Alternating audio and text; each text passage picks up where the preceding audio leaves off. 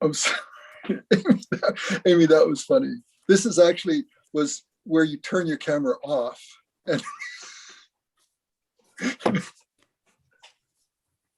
Hi there, everybody. uh, Can everybody hear me? Yes. yeah. Oh, good. Somehow the host has turned off my video. I'm new, so I'm not sure how to get the video to go. We'll have everybody stop their video that's not on the council until their point in time. Oh, now I'm too big. Okay, thank you. Oh boy. Well, but at least you're now a visual presence. Yes, there we go. Okay. Evening, Stacy. Good evening. Hello.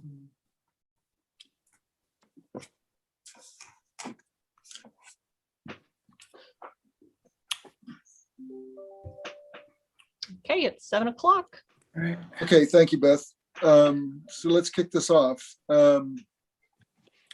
This is the City of Ellensburg City Council meeting for the evening of Monday, May 17th, 2021.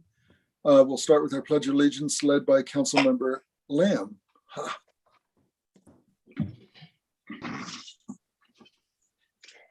I pledge allegiance to the flag Flag of the United States of America and to the republic for which it stands, one nation, under God, indivisible, indivisible, with liberty and justice for all.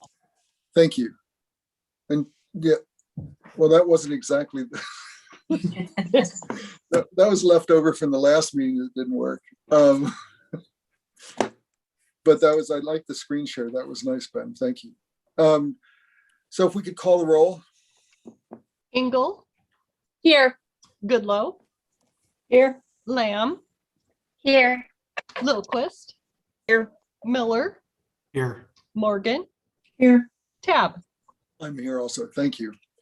I do not believe we have any proclamations this evening. But we do want to take a moment just to introduce Heidi Barron-Cernaway, who is our new city manager.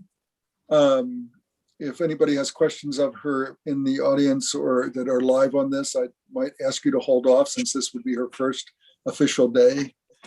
And the positive is that she's now met with city council prior to this meeting and apparently has not given us her resignation.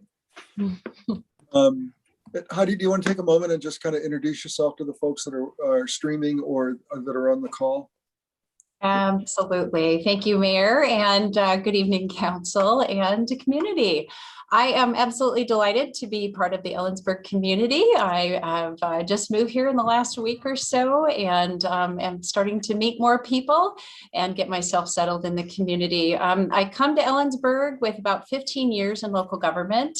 I tell people on my first day working for a city, I fell in love with local government. I love public service, and it was an opportunity to learn. Cities are really complex organizations, and there's plenty of opportunities to learn about things. And it's really, local government is where it happens. And it's an opportunity to make and build new communities. And so I actually ended up going back to school and getting my master's of public administration, had the opportunity to go to the Harvard Kennedy School to do the senior executives in local government. I've been learning as much as I can about local government and leadership for the last decade and a half, and I look forward to bringing that here.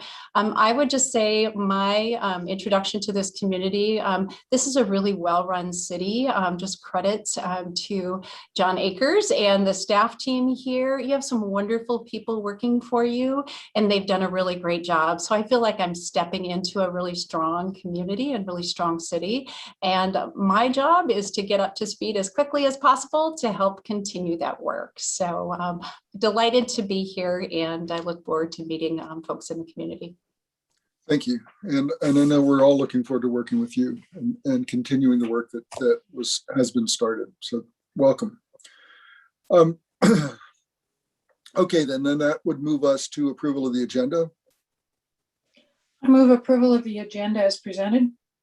Second. Second. We have a motion second to approve the agenda as presented. All those in favor? Aye. Aye. I too vote aye. That motion carries. Moves us to consent. I move approval of consent agenda as presented. Second. There's a motion on second to approve the consent agenda as presented. All those in favor? Aye. Aye. I too vote aye. That motion carries also. That then brings us to 6A. This is Dr. Larson's moment to shine, at least with City Council. So if you will, we'll get an update on where we are with COVID-19 efforts and the community. Good evening, Mayor and City Council members. So I just came from the 301, not because I spent the afternoon spending money there, but I did spend the afternoon giving vaccines there. And it was a really good example of the collaboration between business and public health. So as all of you know, the 301 had a large outbreak involving staff and mostly college students. And instead of shutting down through collaborative work with the health department, they chose to make some changes to make it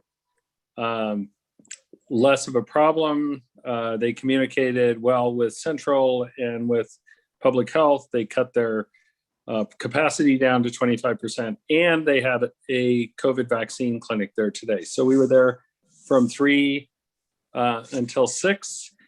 We gave 42 vaccines, about half of them Moderna, half of them Pfizer. I would say 50% of those were Central Washington University students. Of those students, probably 25% worked in the bar and restaurant businesses in town, and the other 25% were Hispanic workers in a variety of settings here in Kittitas County. So we were very successful. Rich Elliott took another 9 vaccines to the fire station today to give out to people that he was doing a class with this evening. So we'll end up with more than 50.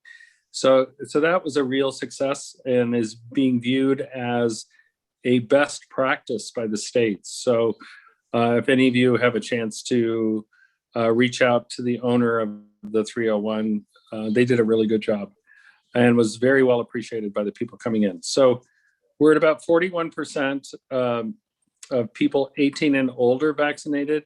This is going to be a really busy week for us because we're going to be giving, Central has a full vaccination clinic tomorrow. We have 2 large vaccination clinics at the fairgrounds. We also have a vaccination clinic happening at Cle Elum Roslyn School District, which should be very large on Wednesday morning. So I'm hopeful in regards to that, in regards to vaccination, because we kind of had plateaued and now we have increased interest. And it's not just the young. I had a 79-year-old former rodeo competitor who came in today to be vaccinated. So we're still getting those people older than 65 on occasion, which is really good. We continue to hospitalize younger people and transfer younger people out of Kittitas County. So we're having younger people coming in sicker and being transferred to different places outside the county. And that's concerning to me. Our numbers are still high, but also similar to other places in Washington appear to have plateaued. Because of that, as all of you know, the governor kind of surprised all of us on Thursday when the governor announced, after the CDC had announced some changes to mask wearing, that all the counties would be in phase 3 as of tomorrow, probably for the foreseeable future, and that the state as a whole, except for large events and schools, which are still being managed in a different way, will be open June 30th without much restrictions. That's a really big deal. And it's a big deal that those of us that are fully vaccinated essentially don't have to wear masks indoors, outdoors, in most situations. It did create, the governor only had about an hour heads up in regards to the CDC guidance. So the governor had to scramble as well as we did in public health. It could have certainly been handled better if the CDC had given us kind of some heads up so we could have done some messaging, and we're a little behind on the messaging there. For example, the governor had indicated he had been talking to labor and industry, but we still don't have any labor and industry guidance in regards to that. So businesses are still kind of up in the air in regards to what they're doing, and are struggling with how to determine whether people really truly are vaccinated or whether they're just not wearing masks because they don't want to. So a lot of work in regards to that, but for me, a lot of hope today. And I had no idea how many people we were going to get at the 301 today. I think it did help that they gave out $10 beer cards for those people that were vaccinated. That never hurts anything. And I think there's some ways to reach out creatively to these small pockets of folks. So working closely with the rodeo board and some of the larger event venues that are happening this summer to try to come up with some guidance for them so they can plan for the future. And that's my current update. I'm willing to take questions. Council, questions? Not seen any this evening. Again, Dr. Larson, thank you. It feels like we've been on quite a journey, and I know you have been on one that you would never have envisioned from March of last year. But I really do want to reinforce and reemphasize, I think, all of our belief that without your support and guidance and willingness, and I think the 301 is a great example, your willingness to think creatively and continue to put positive messages out to our community has helped all of us make it through this in a way that was less damaging than it could have been. And so, again, thank you. You're welcome. Takes a village. Forest City. So let's go on then. 6B on our agenda is, if you go to page 59 in your packet, you might recall we've got Historic Preservation Month, and we have a recognition as well as I think a presentation this evening. And I don't, Stacy, or who? I don't know who's coordinating it. Amy and Sadie and I were just going to say a brief, quick thing. Perfect. Are you ready now? Or yeah, we're at that point in the agenda. Okay. Sadie will go first, and then Amy, and then I'm just going to show a few pictures of the buildings being recognized. Great, thank you. Thank you, Stacy. And so I'm Sadie Thayer. I'm director of the Kittitas County Historical Museum, and I'm representing the Kittitas County Historical Society, which is our parent organization. I'm thrilled to be part of the project recognition tonight on behalf of, or for Historic Preservation Month. Our organization overall is dedicated to the collecting and preservation of materials which may help establish, illustrate, and educate about the history of Kittitas County, to provide accessibility to all who wish to examine and study it, as well as to disseminate historical information and arouse interest in Kittitas County history through exhibit and interpretation. For us, buildings and residences in the community represent and reflect, of course, our community's history, the stories of the people who have lived and worked here in the past, and those who do in the present, those who built the buildings, and those who help to restore them today. The businesses that have existed over time, past and present, and even more stories that are yet untold. Often it is these structures that make history tangible and, connect what we talk about here in the museum to what they see around them. By preserving the structures in the community, history is saved as well. So hopefully folks, when they go out, they'll be able to see these buildings in the years and future generations to come. We thank the Landmarks and Design Commission and the City of Ellensburg for the ability to honor and recognize these great and worthwhile projects. So Amy. So I'm Amy McCoy, and I'm a commissioner on the Landmarks and Design Commission. And I have a letter to read to you. Dear Ellensburg City Council, the month of May 2021 has been proclaimed as Historic Preservation Month by the City of Ellensburg. Our historic districts have always been a distinctive part of Ellensburg's identity, and much effort goes into the preservation of our unique collection of historic buildings and residences. One method of protecting our history identity is through the work and oversight of the Landmarks and Design Commission, which is responsible for protecting, preserving, and enhancing the social, cultural, and economic, environmental, aesthetic, and natural values that have established the desirable qualities and unique character of Ellensburg, promoting and enhancing the construction and maintenance practices that encourage visual quality throughout Ellensburg.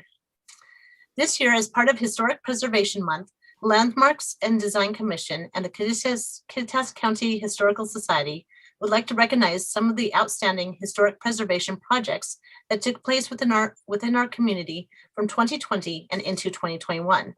The projects being recognized this year are buildings that are at least 50 years old and have recently been completed or substantially completed with extensive exterior or interior rehabilitation.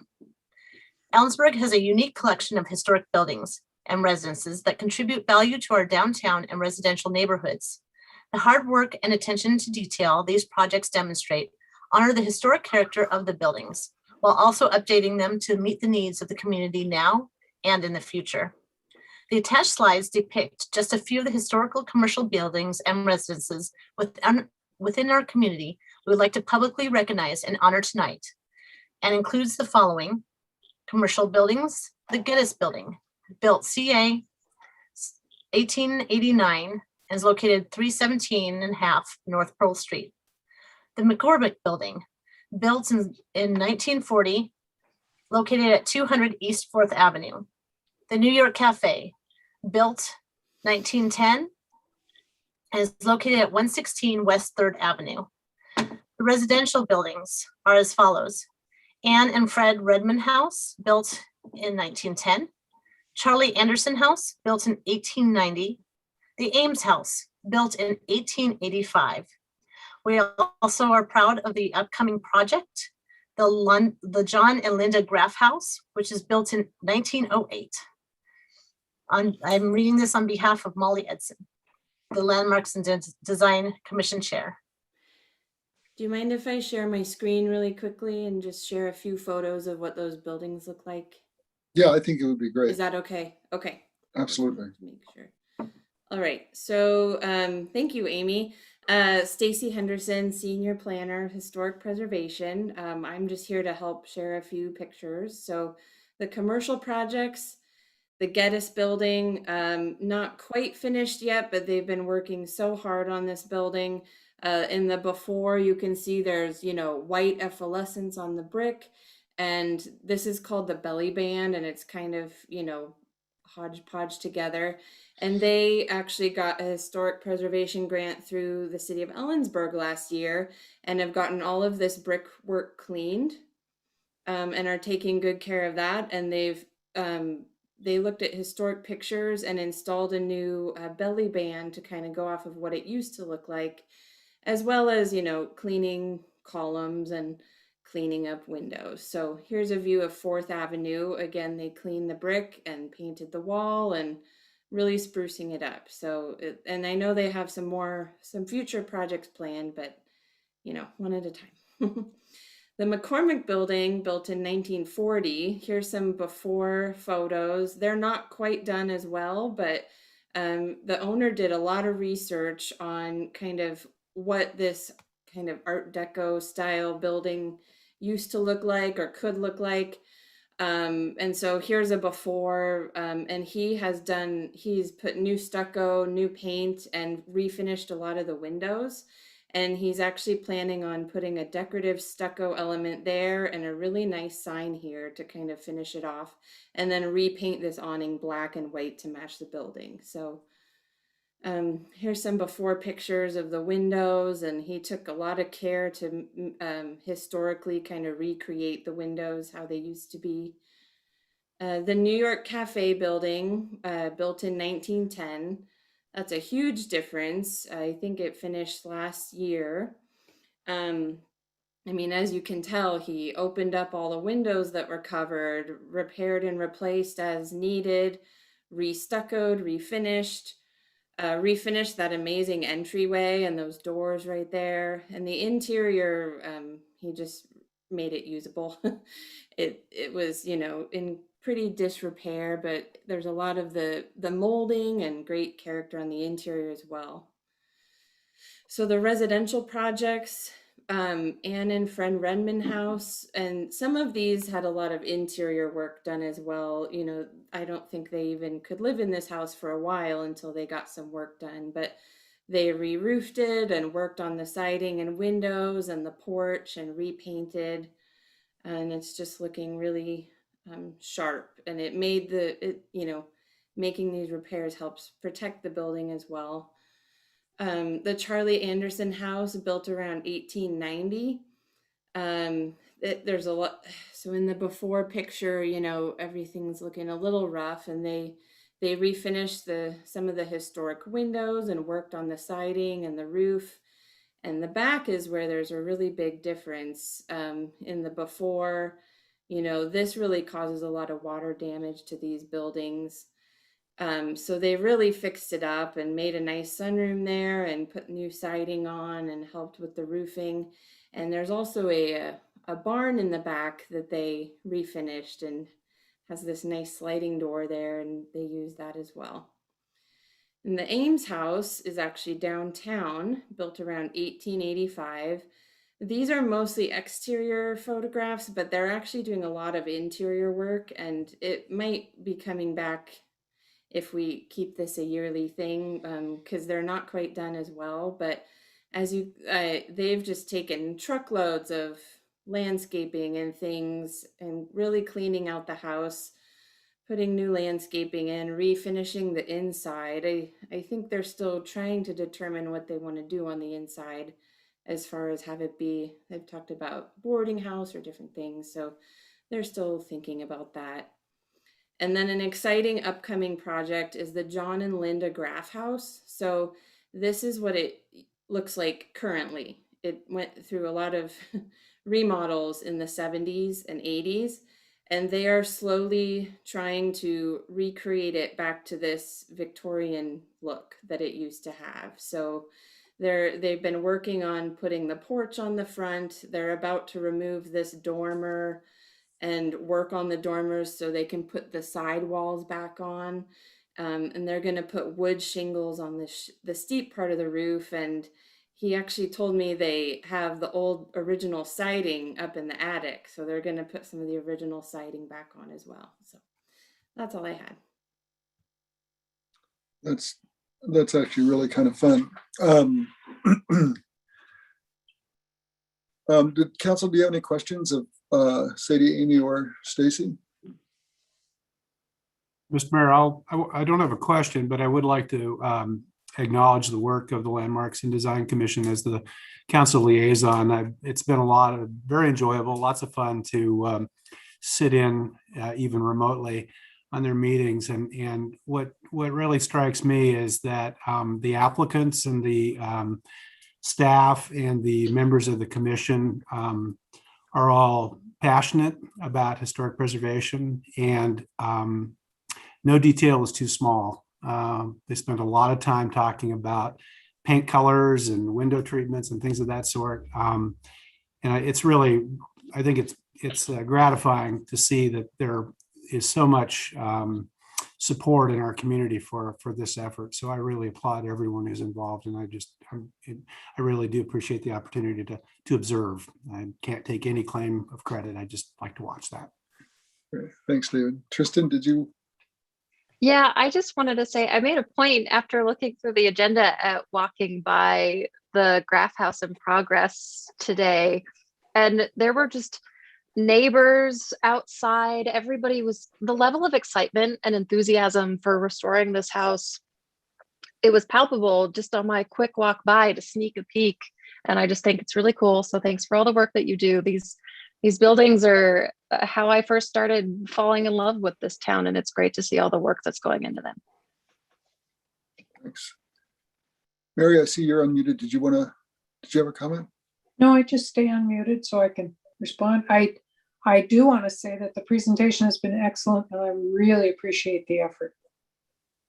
Yeah, it's really good. And I think recognizing the effort of the owners, you know, I mean, it's fine to go in front of landmarks and talk about paint and window treatments and then be the owner that has to adjust the design and the plan and ultimately write the check.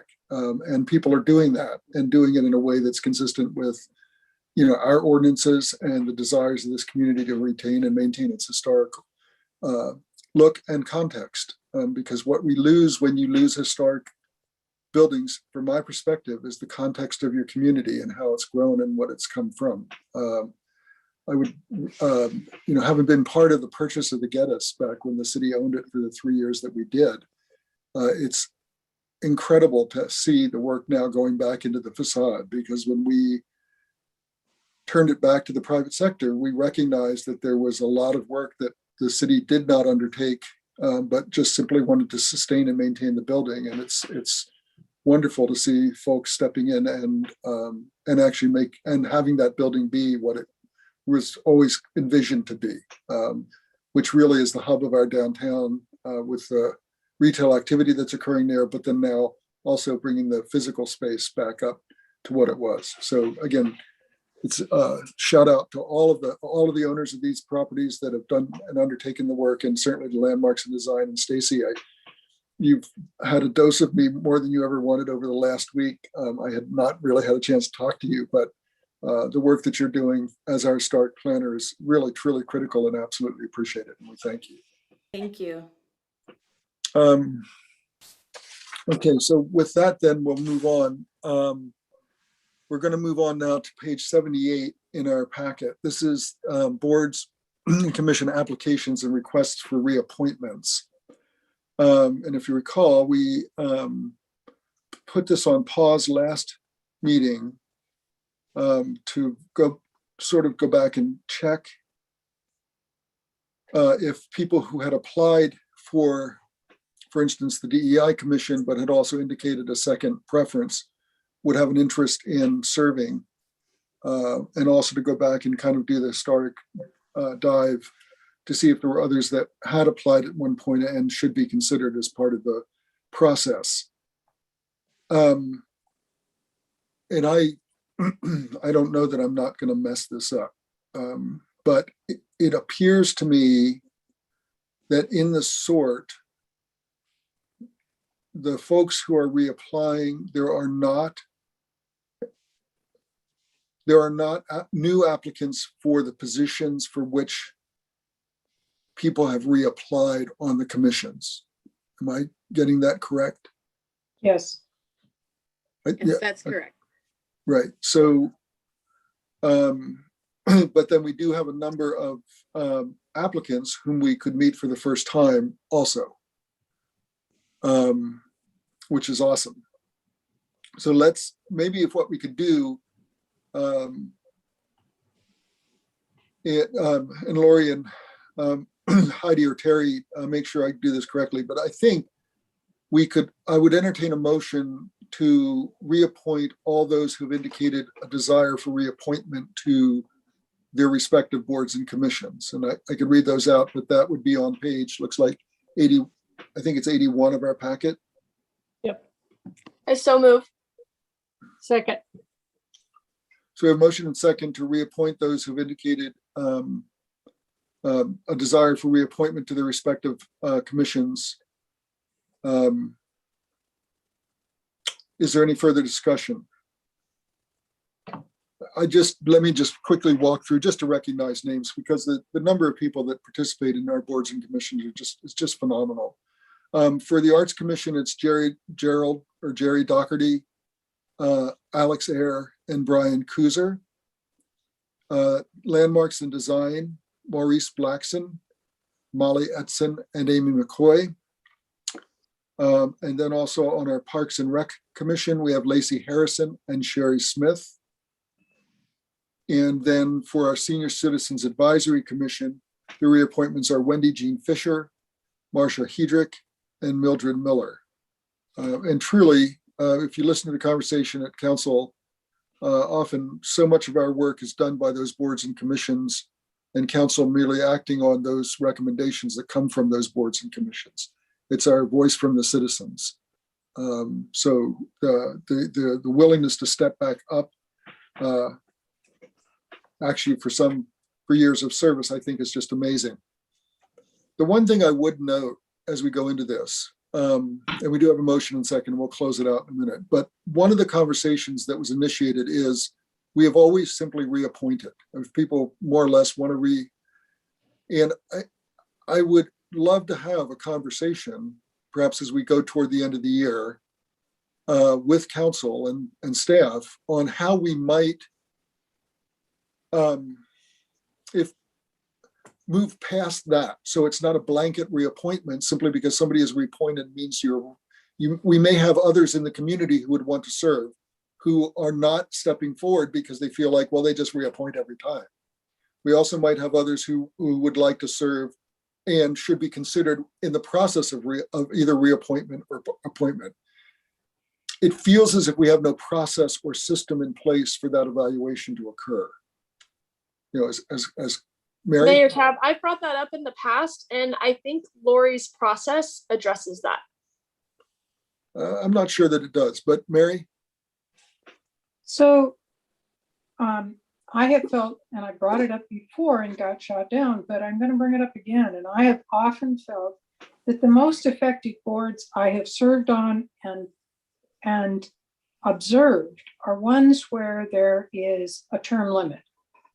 So you can serve on that board for 6 years or 8 years, and then you're automatically off. You don't get to reapply, and you have to be off for a certain period of time, 1 year to 2 years or something. And then you can reapply, but it brings in fresh blood. And the reason I'm particularly interested in it at this point is we have a lot of new people that have moved into this community. And I hear people say they want to serve, but they see the reappointment thing and they go, well, they've been on it and I've only been here 3 years. I don't care if you've only been here 6 months. That doesn't mean you can't participate. And I think it's important to let other voices than just the same voices be heard. It gets branded as the good old boys. And I think it's unhealthy. I think new blood on a commission really helps to reinvigorate it. So yeah, no, I think it's a great observation and valid points. Are there a couple folks that would want to work? Let me volunteer Heidi on her first day, who would work with Heidi to, what we need is something that would come back to council so we could have the conversation about, do we want to move to, term limits? Do we not? Do we want to use liaisons to evaluate individuals? Do we want staff feedback on who's participating or who's not, or how those voices are heard? There's a series of things I think that could be examined in terms of the individual value to boards and commission. Mary, And I'm sorry. Would that include like electronic meetings as well? Because that's something we said that we'd come back to and address. Well, actually, I think it's a separate issue, honestly, but I think we need to address. Yes, so the simple answer is we could do it as part of that. I think that the reappointment issue and criteria for serving is potentially separate from how do we manage electronic participation. But clearly we're moving in the direction where council will be coming back to meet. We've not talked as council about hybrid or not. we've not, and our policy that we passed with our boards and commissions, I think it was like one individual could zoom in or something like that. And then you get like twice a year. I'm pulling that out, but it's not reflective of how we've operated over the last 15 months is my point. And so Stacy, to your point, I think we absolutely have to revisit our policy for electronic participation with boards and commissions, as well as potentially for council. But I think particularly because council passed a policy for our boards and commission and participation, and if you're, then that needs to be part of it. If we want to do it as part of that subcommittee, that's fine. But I think they are separate. I do think they're separate. I also think that if we were to get into the whole issue of attending meetings by Zoom or by coming in electronically, then I think we need to also make sure that there is a requirement that they be residents, that they not be living in Timbuktu. Right, but I think those are, right. I mean, just because they own a home here doesn't mean they're a resident. Right, so if I may, Mary's indicated an interest in working on at least the reappointment appointment policy. Yes. Is there anybody else that would want to work with Heidi and Mary? We can have up to 2 others if anybody's interested. And certainly we could look at Tristan's raising her hand in a moment of weakness. You're on, as I face my screen, you're in the far right. And I've got to tell you that your arm almost moved out of my line of sight. It was that assertive. That's a starting point. Is anybody else interested in working on that? I not necessarily want to do that. I just want to point out that the DEI commission, the newest commission we have, is set up with 3-year terms, and 3-term is the limit until you have to sit out for at least a year. Okay. Okay, so let's start with Heidi, Mary, and Tristan. I think that the conversation here is to start about reappointment, appointment, but also clearly as we come out of the restrictions from the governor's declaration of emergency, Stacy's point about remote meetings and that policy is going to come to the fore. And we need to be able to move something forward that deals with that issue in an equitable manner that provides people access. So I really appreciate the conversation. We do have a motion and second on the floor to reappoint those who have indicated a desire for reappointment. All those, is there any further discussion? All those in favor? Aye. I too vote aye. That motion carries. Now, we do have a number of folks who have expressed interest in serving on commissions that I believe are with us this evening. I'm looking at people that are here.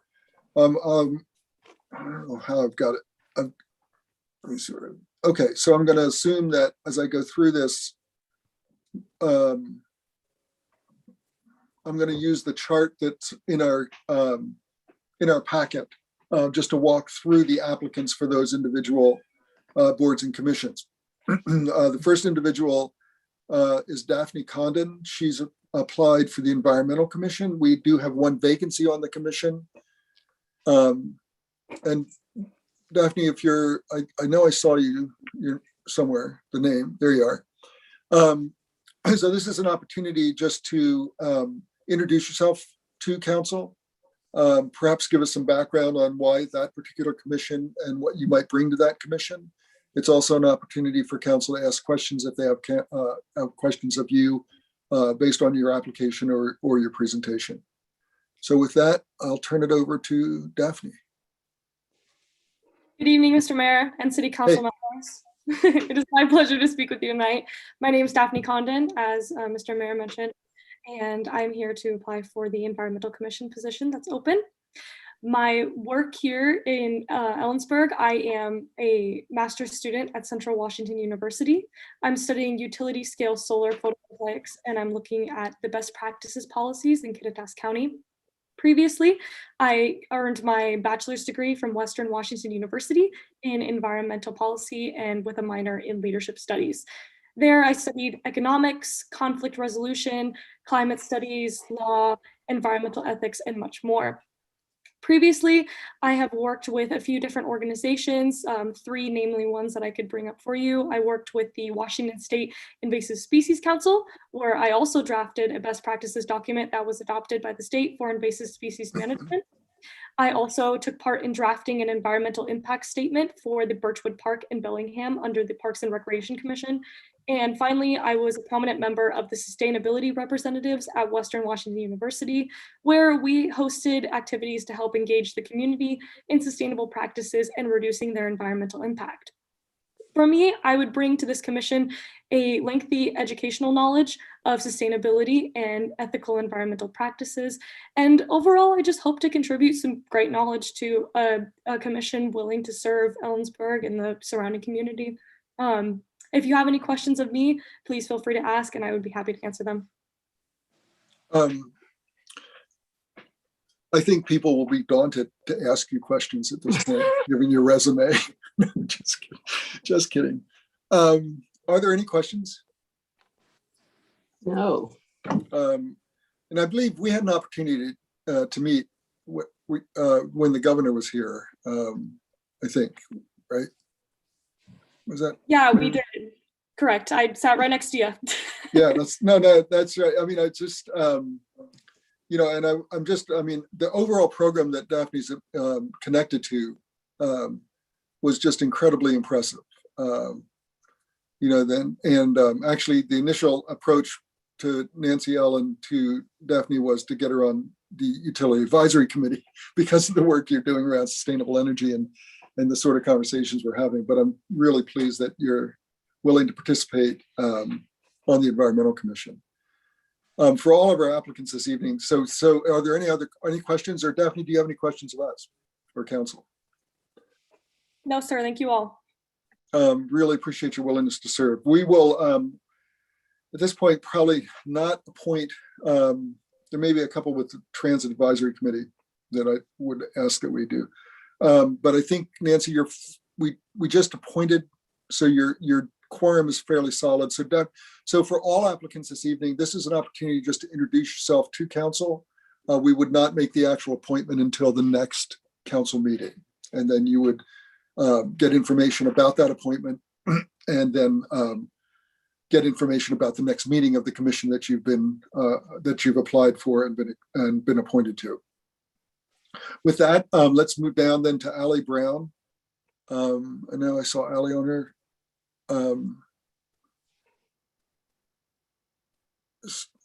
There we go. How you doing? And I know that you actually introduced yourself when you initially applied for the Parks and Rec Commission probably a 3 months ago. And then actually applied for the DEI Commission, but then we're willing to step with your second choice back into Parks and Rec, for which we now have an opening. So again, just maybe a quick introduction, folks, and if there are any questions. Sure. So again, my name is Allie Brown. Growing up, for me, parks played a vital role in my life and really my entire family's lives. As I've grown older, I've developed medical conditions that haven't allowed me to get out to the parks as much as I've been used to. But I feel like being a part of this committee would allow me to participate in my community in a way I feel really passionate about. So a little background, my father became the executive director for the Yakima Greenway Foundation when I was about 9 years old. So I grew up in that park. Every aspect of my life revolved around it. I did everything from helping with maintenance to volunteer organization and fundraising, everything. Even my first official job was with City of Yakima Parks and Rec, working at a day camp for kids with special needs. I've seen firsthand the impact that parks and, in essence, Parks and Recreation Department have on a community and how vital and important that is to a community. And I really want to be part of that again. And that's why I really want to be part of this committee. That's great. Thank you so much. Are there any questions of Allie? Great. Again, thank you. Thank you for your willingness after not getting on the first time to be considered to come back. I really appreciate that. Absolutely. Great. Moving down our list then, I think our next applicant is Sigrid Davison. Whoop, there we go. Hi. Sigrid is applying for the Planning Commission, and again was one of the individuals that I think initially applied for DEI. Went through that process.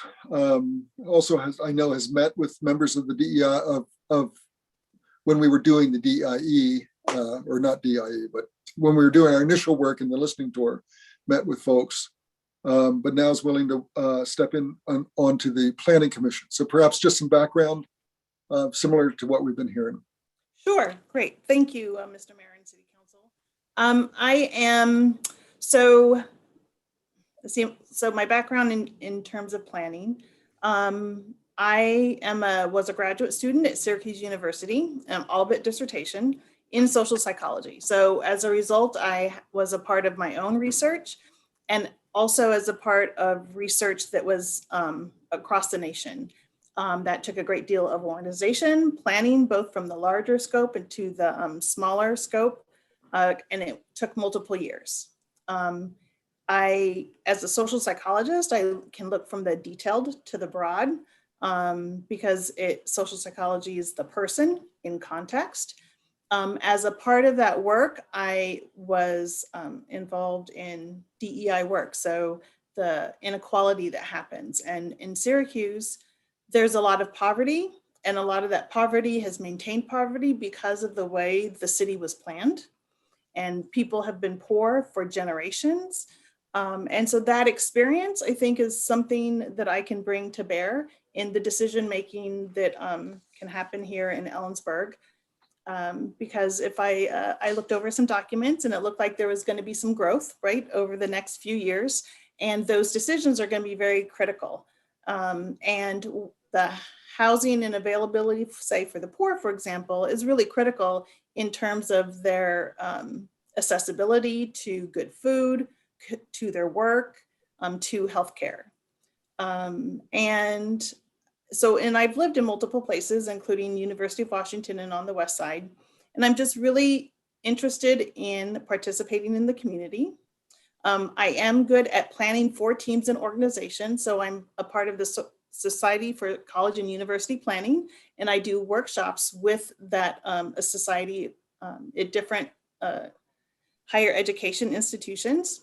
I am now working with Candy Cleary, and part of my responsibility is with the strategic planning for our DEI for our team, and the wider scope is the organization.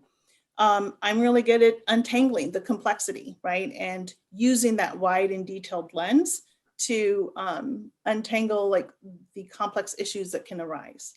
I'm also, as a part of my job, I am trying to create a space for our minoritized employees to be retained.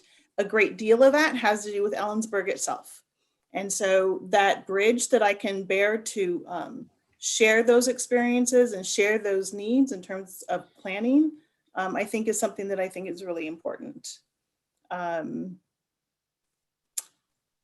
Oh, and I guess the other thing is I'm a graduate student now at Northeastern in organizational leadership. So I think also that learning brings to bear about the different approaches and ways of facilitating decision-making and leadership. Great. Thank you.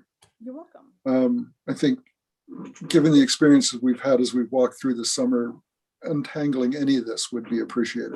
Are there any questions for Sigrid? Stacy?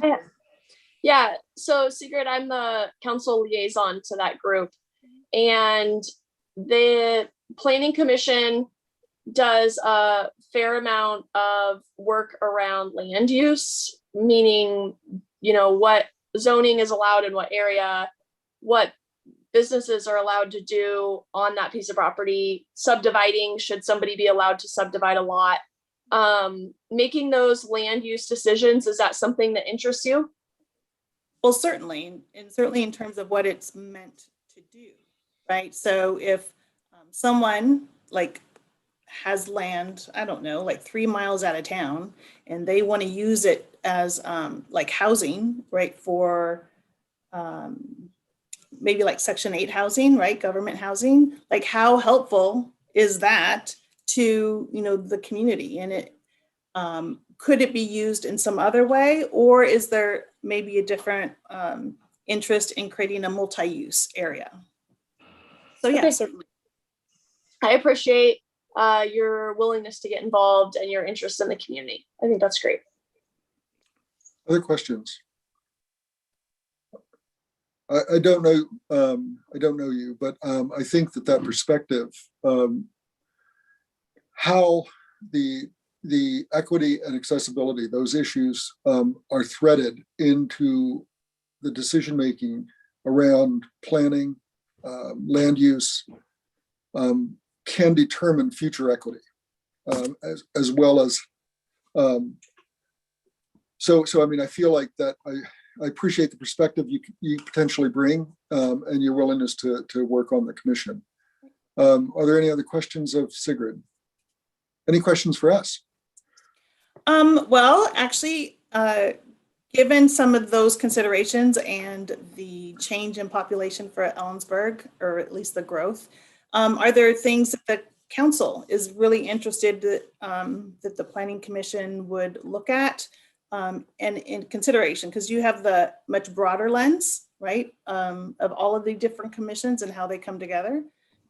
So is there like advice or suggestions you would make in that regard? I would say that that's a conversation that I could talk about for 3 hours.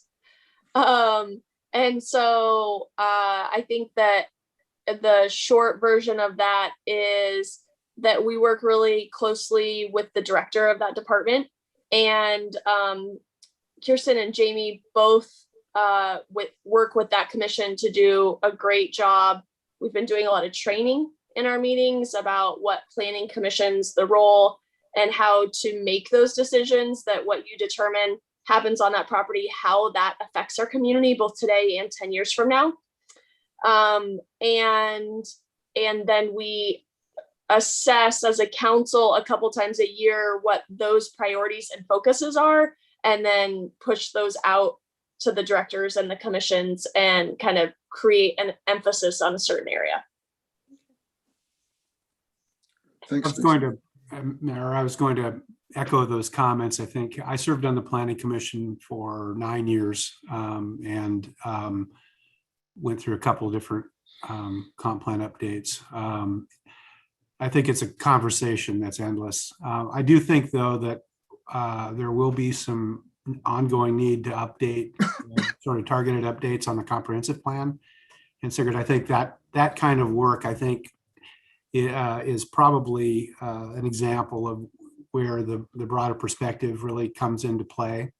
I think a lot of the input on conditional use permits and zoning and annexation sort of guidance, it's pretty pro forma in the sense of following ordinances and consistency with the comp plan. But there are areas where we're sort of in, it's not necessarily the kind of thing that's done once and you're done forever.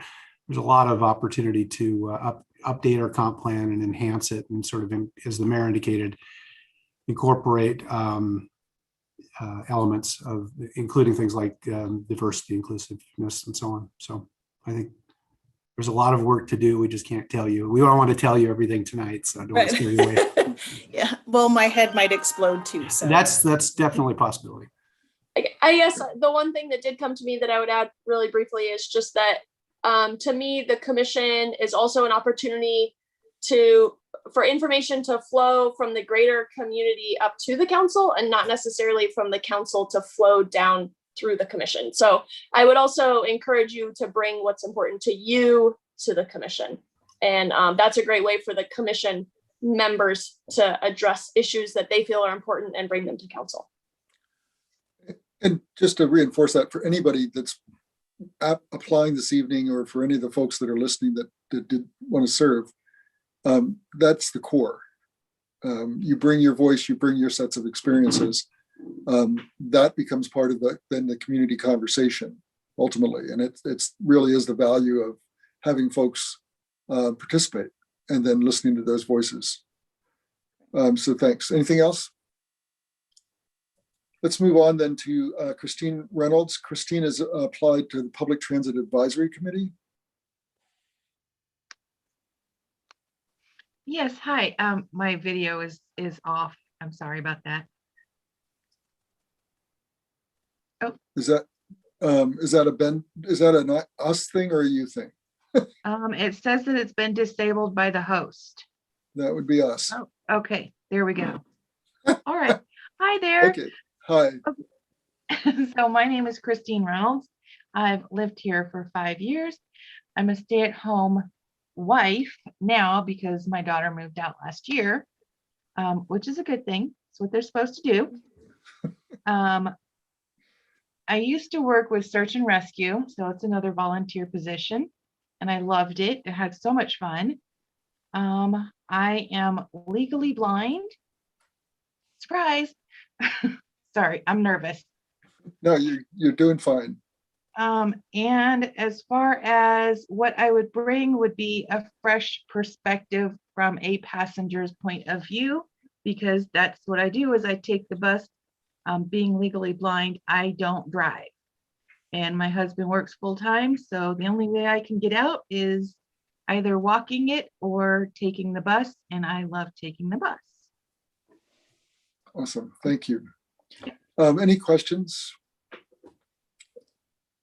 I would just note, Jack Frost resigned from the Public Transit Advisory Committee, and if you know Jack, and most of us do, he was also someone who used the bus, and we have regularly. And there was another member of the commission or committee that also was not able to continue to attend. So I really I appreciate, Christine, that you're willing to step in and also identify as a user of the system. That user voice is so critical, I think, as we move central transit forward and our entire transit system. So I appreciate your willingness to step up. Any questions of us or council? Any questions of Christine?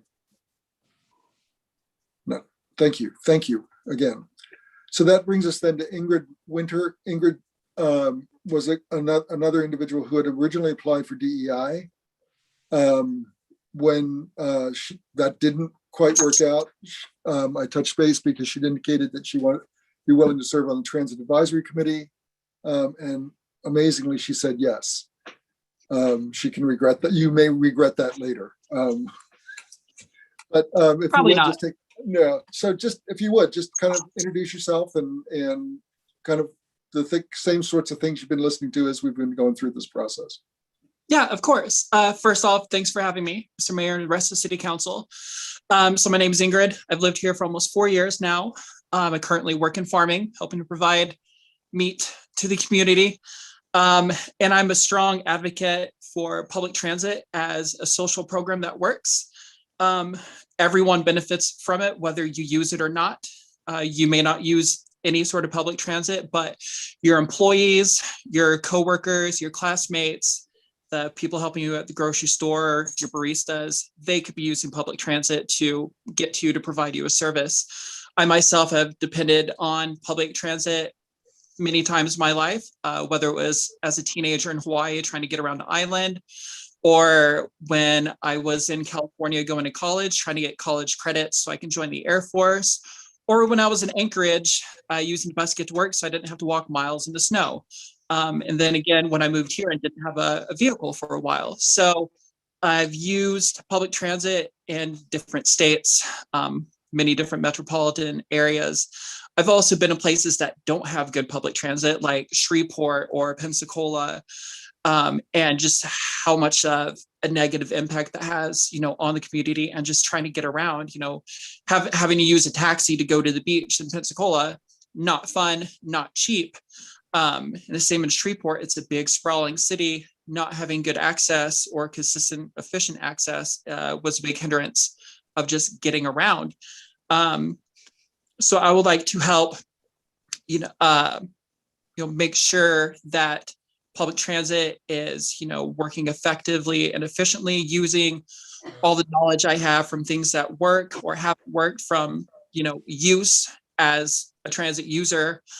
and help make sure that everyone has equitable access to public transport, that it's, be inclusive of everyone's needs, whether or not they have, physical disabilities or other, language barriers, whatever that may be, and that it just continues to serve an increasingly diverse community.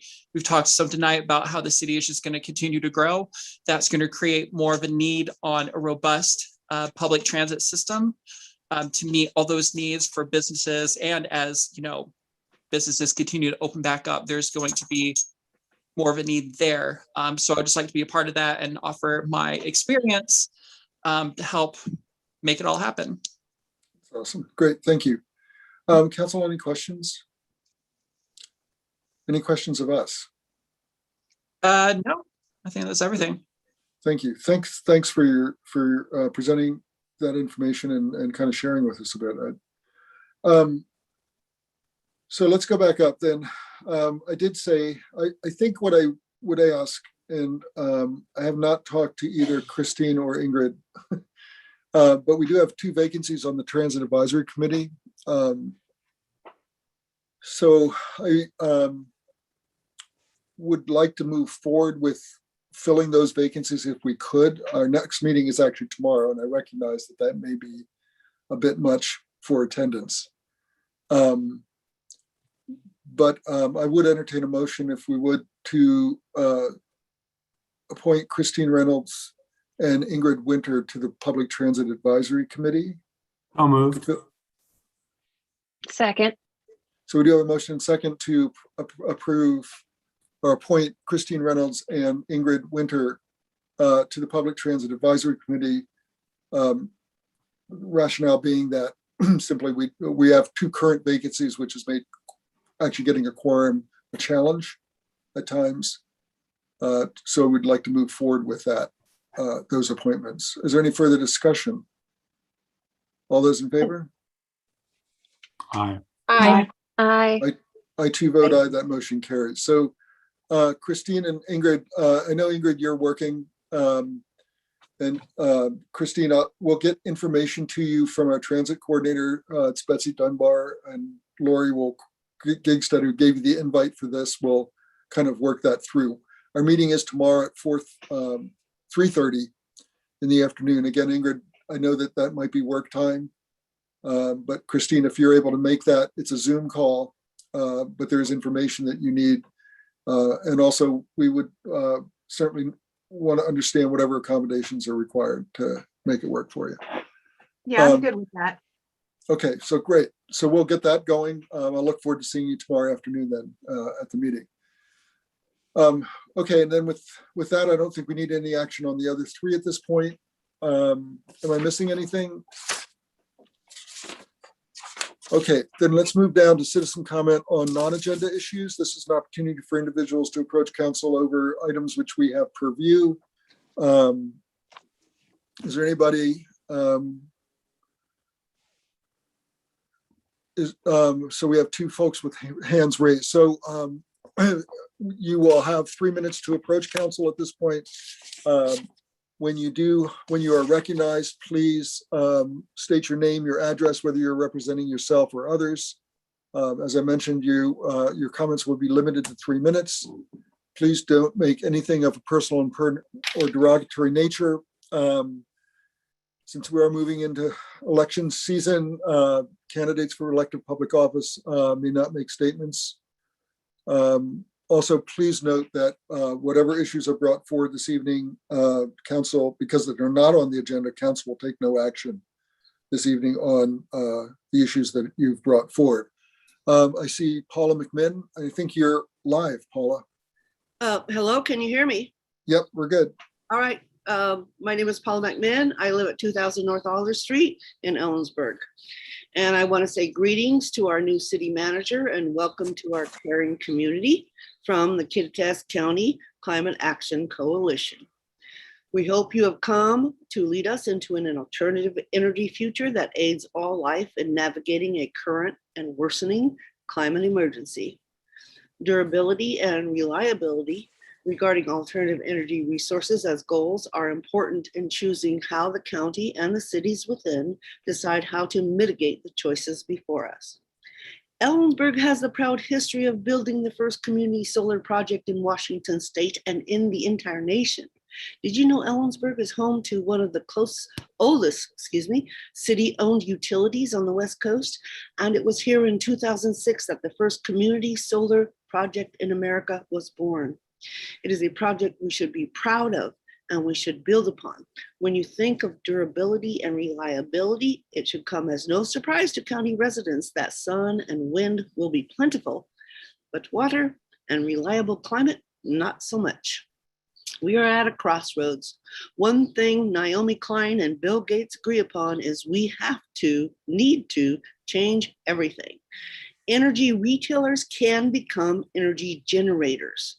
We need leadership that leverages our resources for a future with less water and more heat, and who are less interested in selling our county resources to the highest bidder or outside interests. Citizens of this county and their respective PUDs could own our regionally shared sun and wind energy, bring revenue to the county, partner with adjacent counties simply by flipping the relationship of energy retailer to energy generator.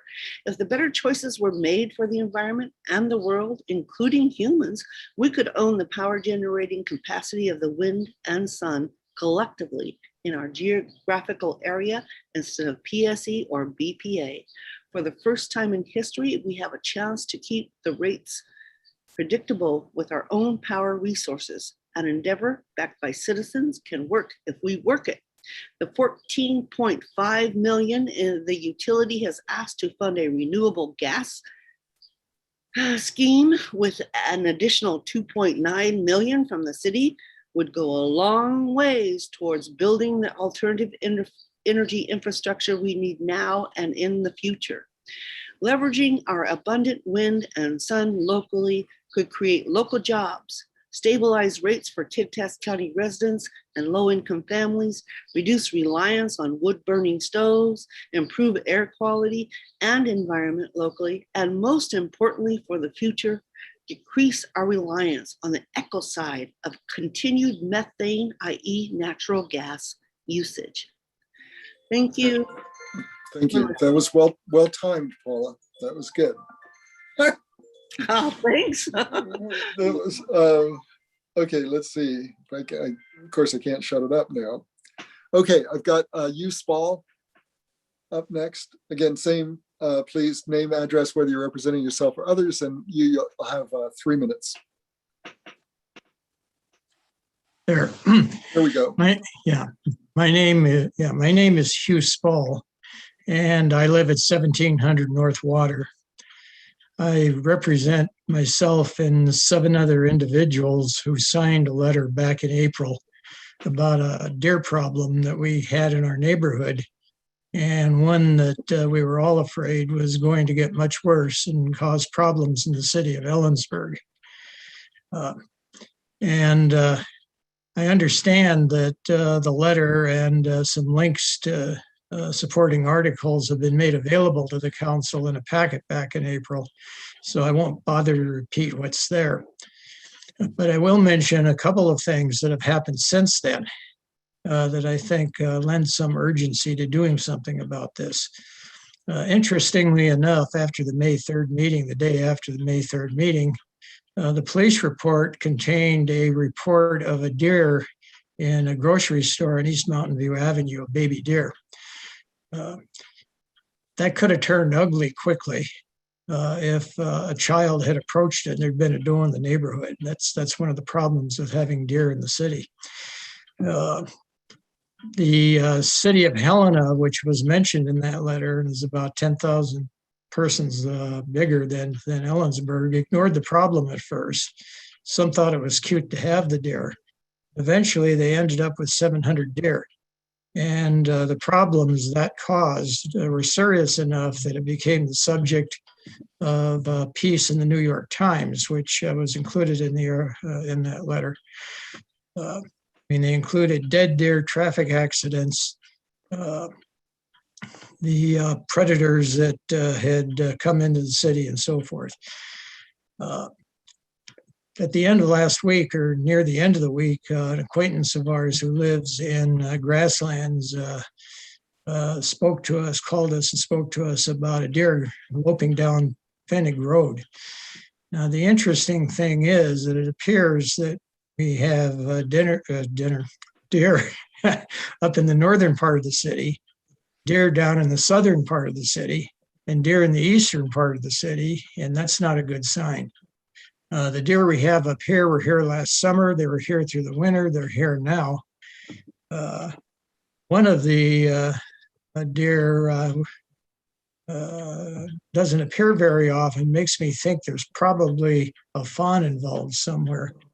The deer are of mixed gender, and that means they're going to breed and the number is going to increase. It's much easier to deal with it now than when you get a large number. And I would hope that the council, if it's not doing so, would take some steps to contact people and come up with a plan to deal with these deer and get them out before you end up having to go to the extreme that Helena went to. Okay. I think that probably well, that's your 3 minutes. Thank you. Yeah, for bringing that that up. completes my presentation. Thank you. I have one other individual, Jim Brand. Yes, can you hear me? Yep, we're good. You're okay. unmuted. Yeah, my name is Jim Brand. I live at 1602 North Water Street. And I originally talked with my neighbor about the deer. They've been around for quite a while, and they have increasingly tended to stay longer. And so last year, the 4 of them stayed all winter long. And they were very bold. They came up to the deck of both my decks in the middle of the winter. Were not very easy to shoo away. And they, at the end of the growing season last year, they were eating my garden and tromping on the beds and so forth. And I'm part of the neighborhood group that came together finally to try to address this issue. What we have here is a pocket between Water Street and B Street, and east and west and east, and roughly the GMA church and the canal. And this is an old neighborhood where people lived for decades. And in the back part, there's a sort of a pocket that goes up that has open areas and overgrown trees, and the deer really like it. And they found a home. So I called Fish and Wildlife. I was trying to find someone who might have a responsibility for this. And I called Fish and Wildlife and got hold of a guy named Steve Wenzel eventually.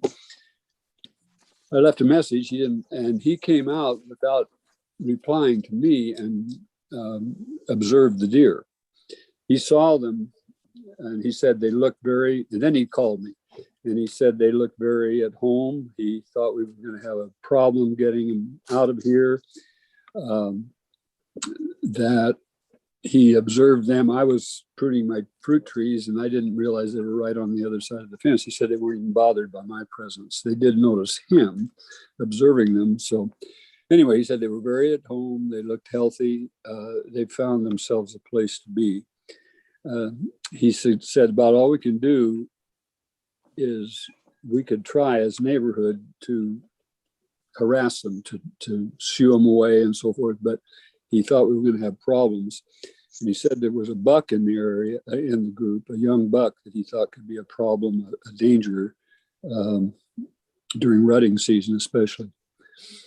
Anyway, we talked quite a while. And he said, what I should do is notify the city and let them know that there's a problem. That's the first step. So I called the city manager's office and left a message and talked with the secretary there. And she said she'd pass it along to the city manager. I also called the police department and talked with a Captain Jim Weed, and we had quite a conversation. And at first he was confused. He thought I wanted him to do something about the deer. But I said, no, I was just letting him know. Brad, I've got to cut you off here. That's your 3 minutes. Oh, okay. Okay, I appreciate you bringing that forward for us. Okay. Yeah, I'm sorry I missed the last time when this was brought forth because I couldn't be here, but I had the history on it. Yeah, no, I appreciate it. Thank you. Okay, thank you. Is there anyone else that wishes to approach council? I'm not seeing anybody in the attendee list now that has not spoken. If not, then we'll move on. We don't have any other business beyond what we've conducted, and so we'll move to the manager's report. I will note that we're doing an executive session this evening. So, yes. Excellent. Well, thank you, Mayor and Council. I'm Heidi Barron-Cernaway, your city manager. And it is always a pleasure when I get to share stories about the good things that our employees are doing. So I'm actually going to, let's see here, screen share. These are our gas employees, and in your packet, there's a little bit more information. This is a group that was awarded the System Operational Achievement Recognition Silver Award. It's given out to 15 agencies from the American Public Gas Association, and there are 750 total in the US. And so a wonderful achievement from these folks. And the selection was really based on system integrity, integrity improvement, system improvement, employee safety, and workforce development. And so the names of the employees that you see before you are Bart Bradshaw, Aaron Pasco, Marcelo Martinez, Matt Douglas, Logan Graham, Chet Weeks, and Cody Graham. So again, congratulations. Again, a wonderful achievement recognizing safety in our workforce. And so well done. I have two other items to report. The second item was also in your packet, and just a little heads up.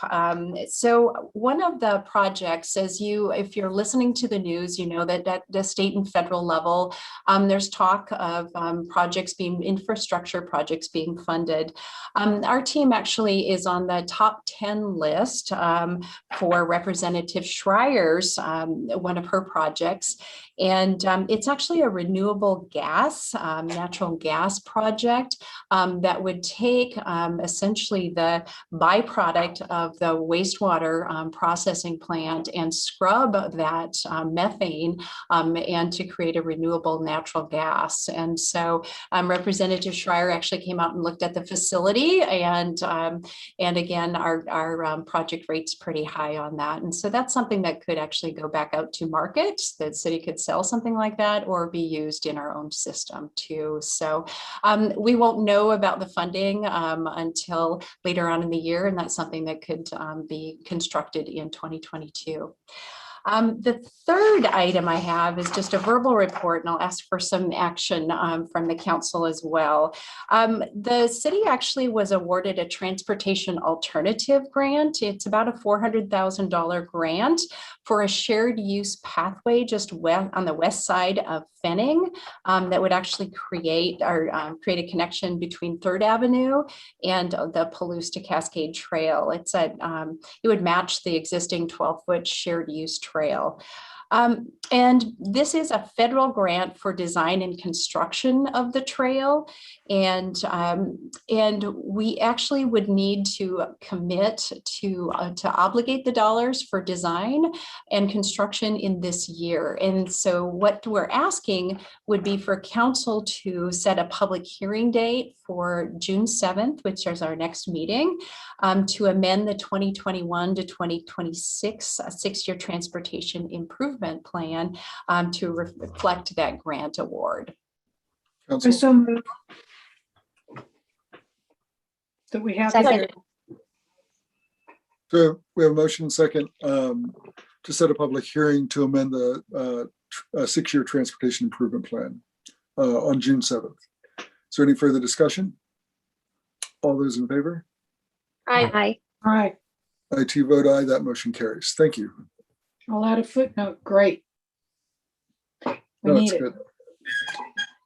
Okay, so we are going to need to do a 10 to 15 minute executive session. Let's go through council reports first, and then we'll go to executive session. And again, just a reminder that we have to hop off of this You should have a link to the other somewhere in your calendar. If you don't, good luck. So let's start. Stacy, do you have a report this evening? Yes, while on vacation, I was unable to attend the Planning Commission meeting, but I attended the Parks and Rec meeting, the last one, and a few things came forward there. Some of it's going to come back to us with updates with the downtown park, as well as the park at the top of Craig's Hill. And then the community has asked to make some changes with the baseball field at the back of West Ellensburg Park. It's kind of connected to Rotary there. And there's a new youth rugby team in town, or a league with several teams. And they're hoping to convert what's right now a pretty unused baseball field to a rugby field to start an entirely another sport, and just to really capitalize on the inventory of parks we have in the community. So that's going to be, I think there's some surveys going out and there's some outreach happening there. And most of it's being done by the rugby players and parents and volunteers within our community. So that's really great. And then Stacy, was there conversation? Would we need to amend our park plan? I don't recall us having a conversation about rugby when we adopted the plan. That's right. This is all very new, and if it gets to, if that's the direction that this ends up taking, then Brad would definitely bring it back to us. I'm more sharing it with the community, so if somebody has a strong opinion for or against, that they're aware that there's some requests within the community for this to happen. Thank you. I guess I could add that both the youth baseball leagues and the youth soccer leagues are very supportive and really excited about it, and they don't need the field for their inventory. So that's happening in Parks and Rec, that those discussions are happening. And then at Centrifuge, they are anxiously awaiting the sale of the property that we discussed at City Council a couple meetings ago, and just looking forward to what's going to happen with that. They are just talking about ideas and plans and ways they can support the economy now more than ever, not necessarily from a membership base like the Ellensburg Downtown Association or the Chamber does, but more from looking out of our community and how do we bring businesses here. So what do we need to do here to attract business, and what type of outreach do we need to do? And so those conversations are just ongoing. And I think they'll be back to us with a proposal, but there wasn't any definitive timeline or plan at the last meeting. So that's kind of where Centrifuge is at. Thanks. Mary, did you have a question? So I haven't heard, maybe I missed it. Has anything come up about Reed Park and about redesigning it? You muted. You muted. I unmuted instead of unmute. I didn't use the name Reed Park. I should have when I mentioned Craig's Hill. But yes, that is in the works. There's work being done at a staff level. It just hasn't come back to us. I think Brad has that coming to us in the near future for budget approval to get a consultant in there and the steps that need to happen to move forward. I thought we approved a consultant. Yes, there's additional things to consider. So it will be in an upcoming packet, and I would just defer to Brad to give you the whole lay of it, but it hasn't been dropped. It's he's been working behind the scenes on that, and it is moving forward, and it's coming back to us. I would say in the next a year meeting. later, and we're still waiting for a report. Yeah, I I'm get not it. very happy about it. He was hoping to give an update today, and it got pushed to the next meeting. And he's also excited to give updates for the downtown park as well. He's aware that all of these things are very exciting, both for the council and the community. So. Thank you. Mary, do you have a report? We didn't have a lodging tax meeting. We have one I think it's this week. No, I don't know. Next week. I don't know which day it is. Don't ask me anymore what day anything is. When my calendar goes off, I go. But so that's a county lodging tax meeting that we're having. We didn't have a city one. I did attend the KitCom meeting. We had a fairly lengthy, wasn't a lengthy meeting, but a lot of kind of consolidating reports. Bob Johnson is retiring and leaving, and so we're going to be trying to fill his position over the next 3 to 6 months. One of the things I think was on the agenda tonight was an appointment of Brian to be his stand-in on utility advisory. And I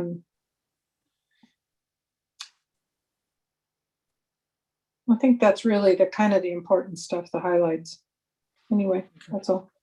Great, thank you. Tristan? Yeah, I had library board and arts commission meetings and the juried art selection, which is very exciting. Once a year we add to the city art collection, and we got several new pieces, and they're all gorgeous. And I don't know anything about art, but all the other selectors do, and they're very kind to me during the process. So it prompted me to think, and I had reached out to Mayor Tab. There are other public buildings and local government buildings where maybe some of our art that is currently undisplayed could be displayed. The hanging committee of the Arts Commission could go out and hang in other places, like perhaps the courthouse or the Morris Sorensen building where the public health department is located, places like that. So just put that out there. I think I think we have a lot of good art that could be displayed that's not necessarily getting the attention it deserves. And there are other places that people go that they're probably not expecting art. Bruce said he'd make it happen or something like that. We'd find a way. Great, thanks. How about David? Yeah, attended Landmarks and Design a couple weeks ago, and we were all about Historic Preservation Month. We saw the benefit of that tonight. Also participated last week on a panel with Council Member Lilquist and Goodlow at Central, organized by Landis Hansen. It's a good engagement opportunity with the campus community. I thought it was effective and it's a good experience. And then also one of the things that I've been involved with is with the Washington Community Forestry Council is the Evergreen Communities Act, and that has been a high priority of the Urban and Community Forestry arm of DNR. And I got word this afternoon that the governor signed the bill. So that is good news for anyone who cares about urban and community forestry for any number of reasons. It is an update or a modernization of the bill that was passed in 2008, which lost all its funding in 2009 when the legislature swept all the funds to get through the recession. So there's a lot of focus on the benefits, focus like addressing health disparities, climate, salmon recovery, any number of topics. So I think it's a pretty exciting time for that. So it's been a long time. I know it was attempted to be approved and pushed through last year, but I think COVID got in the way. So once again, something else that we had to kind of wait to get through the process, but it's good news. That's all I have. Thanks. Nancy G. Yeah. Well, the DEI Commission had its first meeting this past week. We got off to a great start. We've got a good group. I'm feeling really excited about working with them. We spent some time with on some of the legal things they have to know about being now they're part of city government, the Public Meetings Act, and a couple of other things. And then we had a really good interchange with Kirsten and Jamie in CDS, and they're going to be leading us for the foreseeable future in the development of the chapter for the COP plan.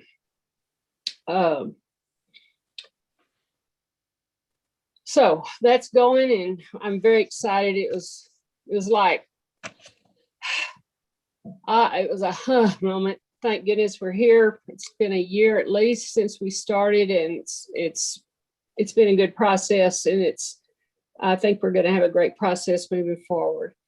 Because the Community Recovery Fund, the committee is still working. Speaking of over a year, that we have been working to support people who need financial support from the COVID, and in terms of COVID relief, whether they've lost their job or they got laid off, they need rent money, utilities. We funded a number of projects. Our budget's getting pretty low. We recently got another infusion of cash from the Yakima Chamber of Commerce group, $3,500 specifically for persons who have been employed in the hospitality industry and are in need of help for rent or utilities or something like that. So we're still going. We have about $7,000 left in our account, I think. And we've not had any positive responses from some of the letters that we sent to folks that funded us early on and got us going. I read the proclamation that we passed at our last meeting for National Day of Prayer. I had the privilege of reading that at the local ceremony that was last Friday or Thursday, I'm not sure which day. And it was held out in front of City Hall, and it was a very nice service. David mentioned the CW panel. That was really a interesting discussion. I enjoyed that a lot. I did attend a CW webinar. They hosted Dr. Ibram Kendi, who's one of the foremost authors on racism, and is on the faculty at Harvard, I believe. He's written a new book, How to Be Non-Racist. And CW hosted him for a webinar and discussion of that book. And it was really interesting. I now have another book on my reading list, but I think it's got a lot of good information in it that could be helpful with the DEI Commission and our work going forward. And then I met with the new city manager. We had a delightful conversation. Delightful. Yes. Sitting in one of our parks. Okay, then, but not Reed Park. Nancy. No. Nancy L. Yeah. So the Airport Advisory Commission, they got a draft of amended lease before the commissioners. There's also a draft strategic plan that's being reviewed with newly created mission goals, objectives, and really set a path forward for the airport. They have revised, they have a draft of revised standards, minimum standards for development, like for buildings, but also just the rules and regulations for the airport. So they're really moving forward and accomplishing a lot of changes up there. Again, I attended this Civics Week for CWU with Nancy and David. I did miss a Developmental Disabilities Commission meeting because I was at the civics meeting. Just David mentioned community forests. The the Clallam Ridge has received a grant from the RCO Recreation something office, Recreation Conservation Office for the state for community forest, and they're working towards developing more. Well, they're working on an ownership structure, and that's and they have been for a long time. It's kind of a chicken and egg kind of discussion, but really trying to get that project moving forward, and figure out who would own it, and fundraising and all of that. And they but hopefully they can make that initial purchase with the grant funding and move on from there. So that is all. I've volunteered a couple times at the vaccination clinic at the fairgrounds, and it's been a lot of fun. Just 4 hours of time, and you see so many people in the community. Lots of folks I don't know, but it's a warm and welcoming place to be. So, and they're doing 550 vaccinations per day at the clinic, I think. So it's doing good work.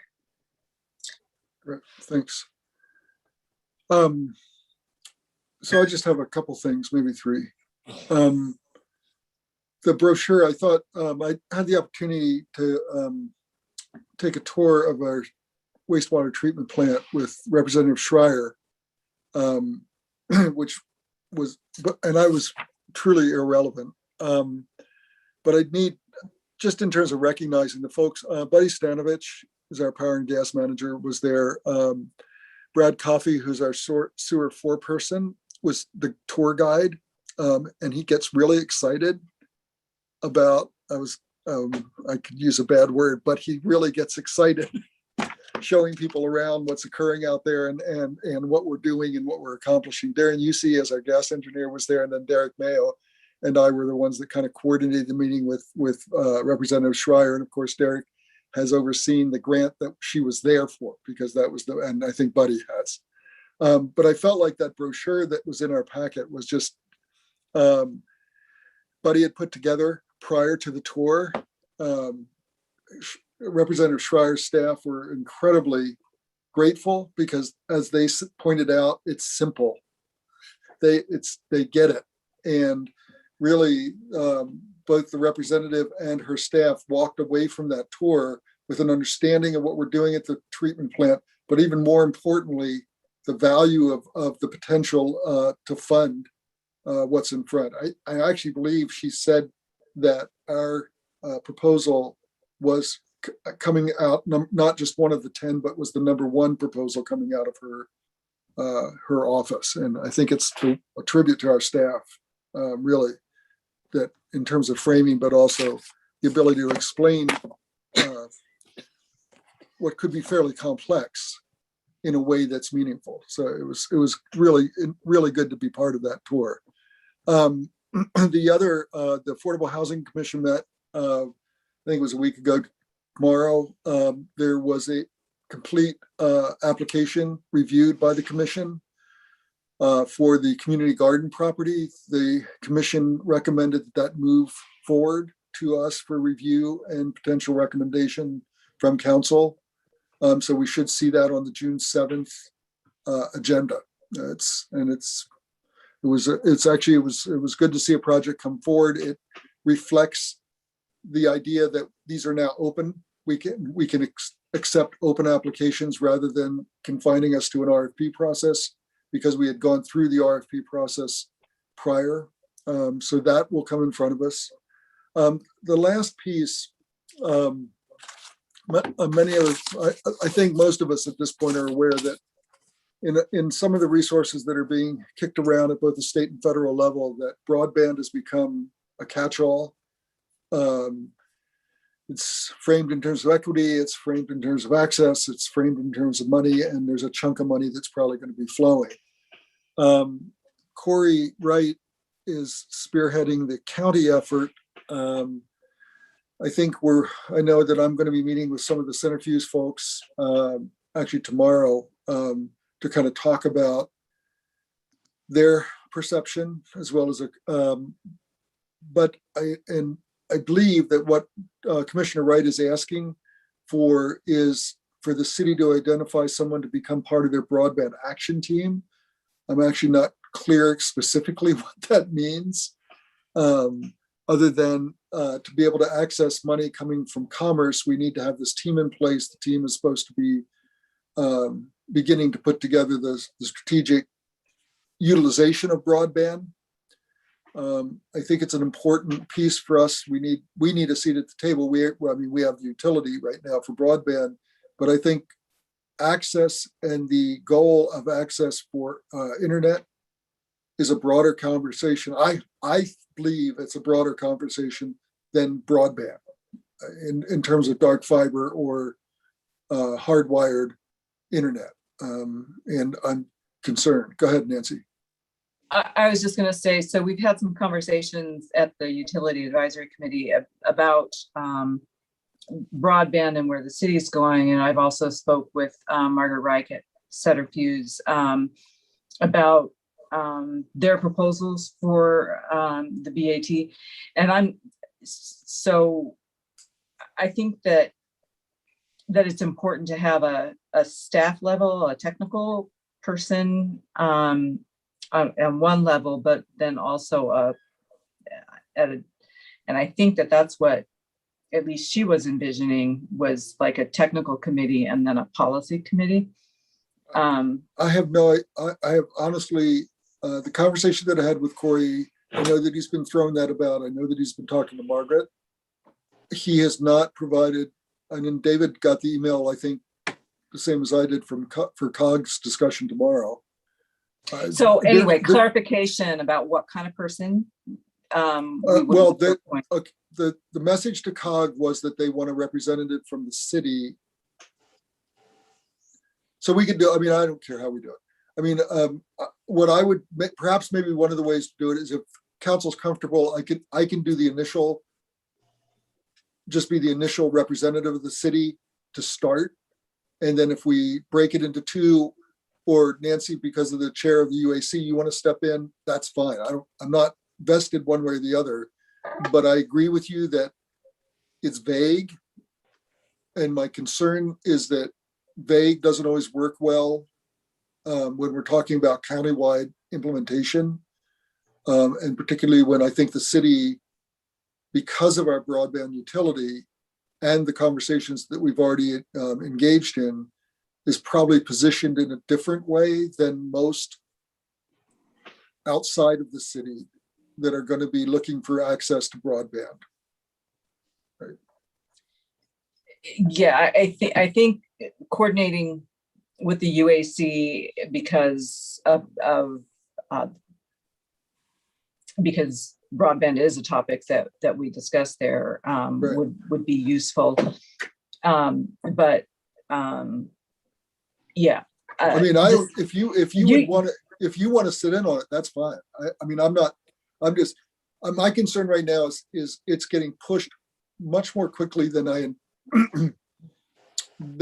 believe is prudent for adequate conversation and planning. And I think it's happening because the state's pushing, and I think the feds are positioning themselves to push really hard. And there's going to be a chunk of money that comes down. And to be brutally honest, from my perspective, I'm concerned that billions of dollars are going to go into the ground for a technology that could be yesterday 5 years from now. I don't know that we can stop that train. But that's a real concern that I have as I watch this unfold. And I would just, I guess, add to that my understanding was the same as Nancy's, that the majority of the Broadband Action Committee would be made up of people that are technically savvy in that field so that they could identify risks exactly like you're talking about, Bruce, and what are the most strategic ways for our community to move forward. And then that group would then advise policymakers on what's best for our community based on their expertise. That would be wonderful if that's where it goes. It's not being presented to COG at this point in that way that I'm aware of. The other communities in Kittitas County that are at the table in COG do not have the level of expertise, knowledge, or staff resources that we do. So when someone says that, I'm not clear what that's saying, honestly. Well, it would. Let me get back to Mary just for a moment. Go ahead. I just have a comment and a thought, which is, you know, you're saying broadband may not be here in 5 years, but you got to remember this is Ellensburg, and we often don't get the programs 6 weeks after they come out. We might get it 5 years after they come out. Well, we are sort of behind at things. Well, I think that's the technical people if they're going to advise the policy. I'm just simply saying right now, as I look at this train hurtling at us, I'm not hearing that window. And I would say that even if you have a room full of industry experts, it might behoove us to also have one policy person in that group, because otherwise you don't understand how to move things forward either. Well, so I think a mix is warranted. I mean, I think the other concern that I have is that the industry people right now all have a vested interest. Industry people have vested interest in their industry. And if they're cable providers, they have a vested interest in cable. I guess I would say that like Centrifuge addressed it in that they put Andreas forward because he understands that world, but his role at Central right now wouldn't necessarily give him a conflict of interest. So I think that there might be people in our community that could advise because they understand that industry without it being a conflict of interest. So how do we want to manage it for all that David and I need to walk in there tomorrow with is who's the representative without having had the conversation that apparently others have had. We're being asked to put forward a representative from the city. Well, if there is just one, you can go two ways. You can go me or Nancy because for the UAC connection with Ben as an alternate, or just I would just say Ben. And right. Okay, so what I'm hearing council say is that so Nancy L as the chair, I think it's appropriate if you want to Stacy's point. I mean, I feel like we need a policy person. And I would hope that Nancy could ask to have 2 seats, and it would be Nancy and Ben. Agreed, because Ben also understands the infrastructure the city has better than anyone. So I think that it would be important that Nancy and Ben both attend. So we'll my opinion. So we'll put that out tomorrow. But I mean, I think Nancy, if it's only one at this point because they're looking at whatever this overarching thing is, then ultimately you with council support, you could advocate for that either additional seat or a subcommittee of, again, without having had the conversation, I have no idea what they're looking at in terms of structure, but I think it gives us that voice. And that's really what my concern was to make sure that we have a knowledgeable voice that's articulating both our policy and you know, and to Stacy's point, both our policy and then potential capacities. Yeah, Bruce, I'm not sure how knowledgeable. That's why I want Ben involved. So yeah, no, it's good. Yeah, Bruce, I agree with that approach. I'm not going to be at the meeting tomorrow because I'm traveling, but I agree with the approach. Okay, so I'll be Flying basically solo. I'll basically indicate we've had the conversation and this is where we're going. That's really cool.